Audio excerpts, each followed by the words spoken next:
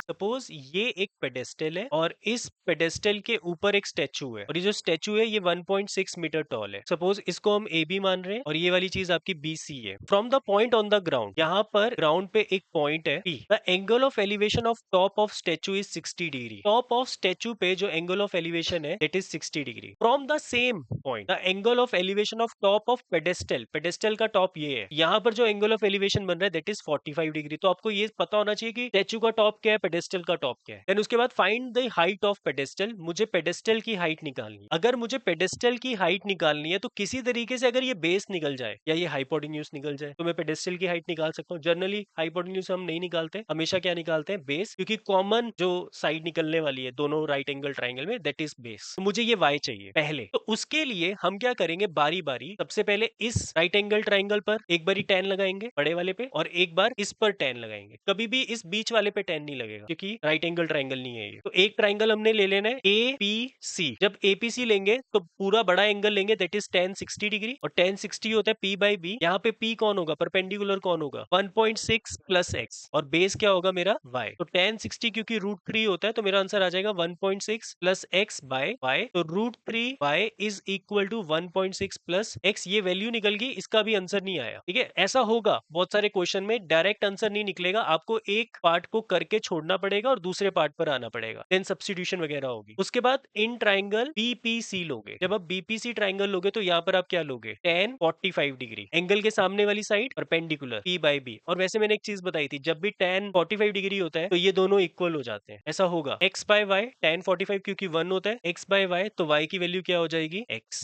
मुझे किसकी वैल्यू चाहिए, x की। तो यहाँ पर मैं y की जगह पर क्या लिख देता हूँ, x लिख देता हूँ। तो √3x is equal to 1.6 plus x, x को एक तरफ कर लिया, √3x minus x is equal to 1.6, x common ले लिया, √3 माइनस 1 इज इक्वल टू 1.6। तो x की वैल्यू कितनी निकल गई, 1.6 बाय √3 माइनस 1। कभी भी डिनोमिनेटर में रूट वाली टर्म छोड़ेंगे नहीं, क्या करेंगे, इसको रैशनलाइज कर देंगे, √3 प्लस 1, √3 प्लस 1 से मल्टीप्लाई डिवाइड, ऊपर आ जाएगा 1.6 into √3 plus 1 upon a minus B. a plus B क्या होता है, a square minus B square. तो 3 माइनस 1 हो जाएगा, इट इज √3 प्लस 1 अपॉन 2, 2 और इसको काटोगे तो कितना आंसर आ जाएगा, 0.8 √3 प्लस 1 मीटर। समझ आया क्वेश्चन।